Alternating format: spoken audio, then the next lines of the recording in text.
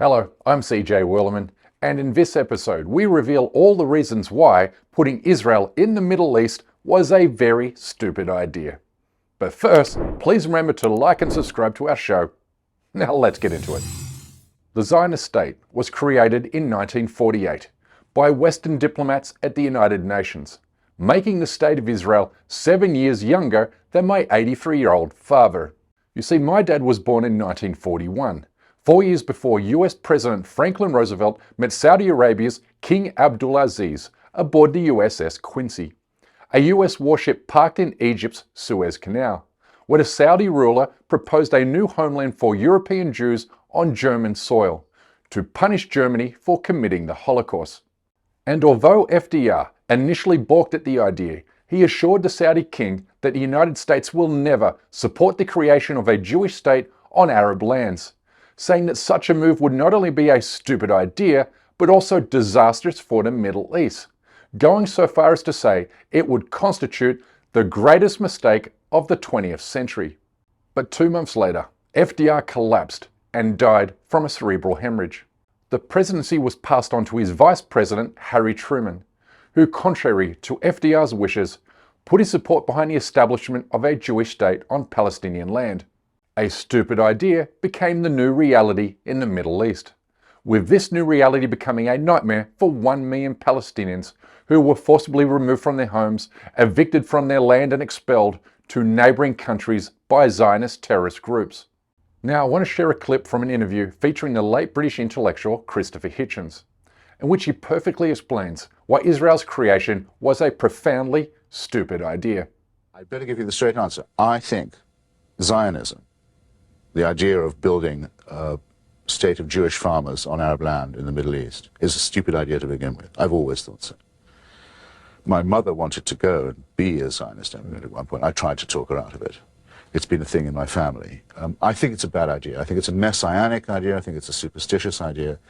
And I think so the idea of Israel's right to exist is now that it's there, there's no play with you. Many states are founded on injustices or foolishness and bad ideas. And boundaries are drawn by all kinds of political. Yeah, it doesn't mean that anyone can just come and evict or destroy them.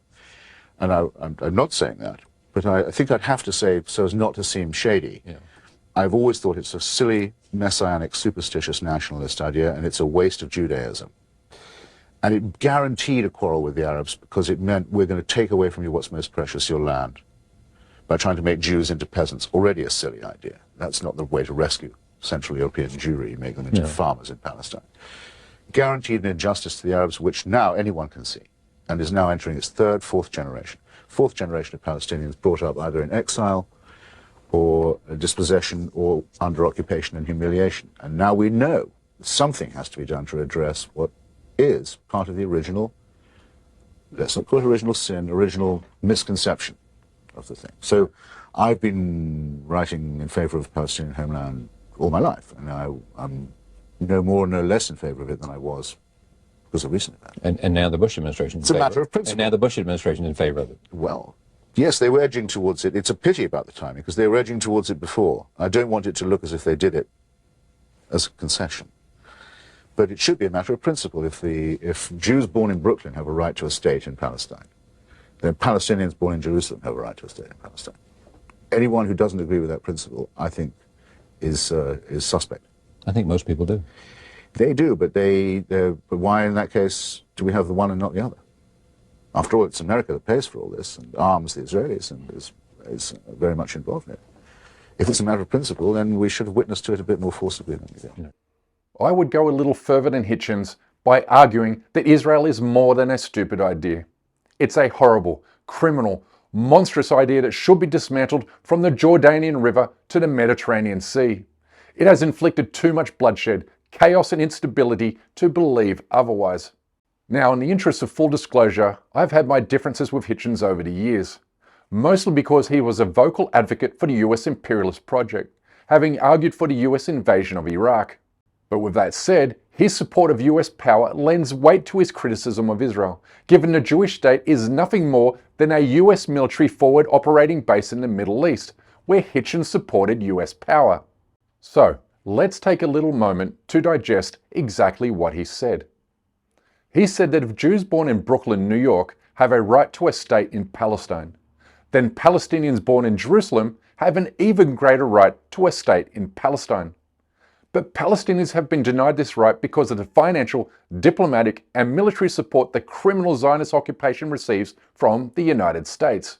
This support has made American-born Jews extremely arrogant and shameless about their freedom to forcibly and unlawfully evict Palestinians from their homes. Hello, I'm a real estate agent, Nitin Ganat. Today, I'll teach you how to get a free house here in Israel.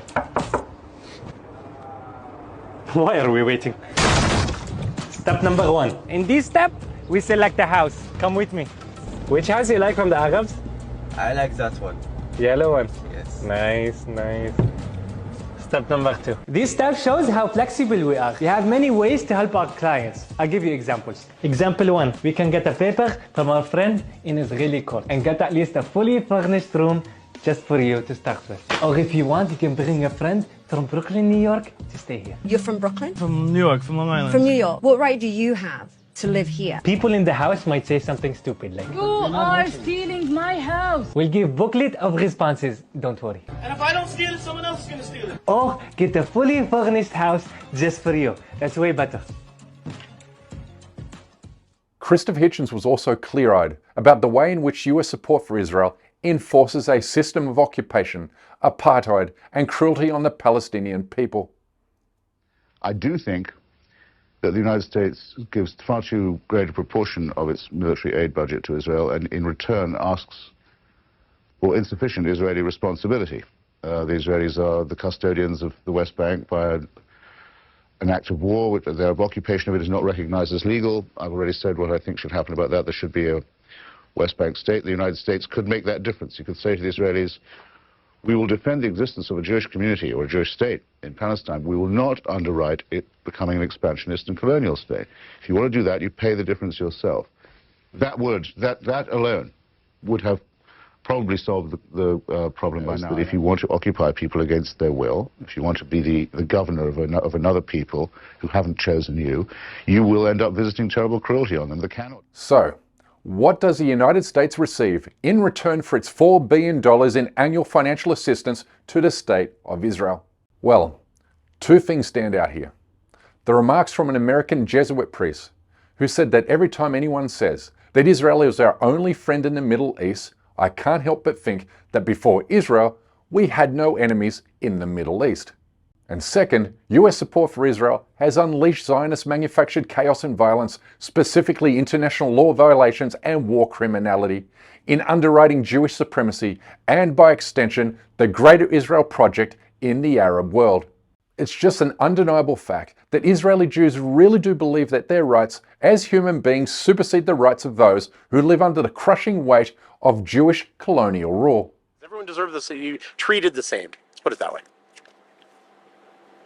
I think not. I think that this is the nation of the Jews, that the Jews should have more rights than non-Jews. Like, give me an example of a right that a Jew should have that a non-Jew shouldn't. Right now, there's the right for Jews to come to Israel and to get your citizenship, which isn't for all non-Jews.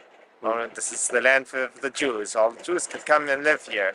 I think that Jews should have more rights than non-Jews. In the minds of Jewish supremacists who created and built the State of Israel, it's not only about denying Palestinians their basic human rights, it's also about uprooting, displacing, and killing every Palestinian until Palestine becomes a Jews-only state. Israelis have to take over, and they have to kick them away. It will be much better not to kill them, just to go back to Arab countries. You can't deal with these people. There's no need to try. There's no need to talk to them. What we can do is when they do enough harm, we retaliate. That's war, and that's the situation that any Jew who lives in Israel has to deal with. יש לך משהו להגיד, היא אומרת ש... על מה? על מה? ככה ערבים, מקסימום. אוקיי. בסדר בעברית? פשוט מאוד. צריך להיכנס לשטחים, וכל מחבל שעושה פיגוע צריך להרוג אותו. צריך להרוג את המחבלים, ואז הם יפחדו ולא יעשו לנו בעיות, והכל יהיה בסדר. הם יהיו בכפרים שלהם, אנחנו נחיה פה, לא צריך להיות ביחד והכל בסדר. I'm seeing that we need to... איך אומרים לאיש לערבית? כן, תגידי לי את המילה הזאת. נו, תגידי לי מילים, אני לא... אני לא יודעת לתרגם. I don't know how to translate. Jewish supremacy, or what we have come to know as the ideology of Zionism today, started in Europe in the late 19th century before being exported to the Middle East in the 1920s. After Britain paved the way for Jewish migration to Palestine in 1917 under the Balfour Declaration. As a result, hundreds of thousands of European Jews migrated to Palestine in the years 1922 to 1947. And then they formed themselves into armed militias and terrorist groups to terrorize and liquidate more than 500 Palestinian towns and villages, before renaming those same locations with Hebrew names and then turning them into Jews-only enclaves. Well, a full century later, Israeli Jews are exporting an even more radicalized version of Zionism back to the European continent, as illustrated by the arrival of thousands of Israeli football hooligans in Amsterdam last week, where they assaulted Dutch police and locals while chanting hateful and genocidal songs.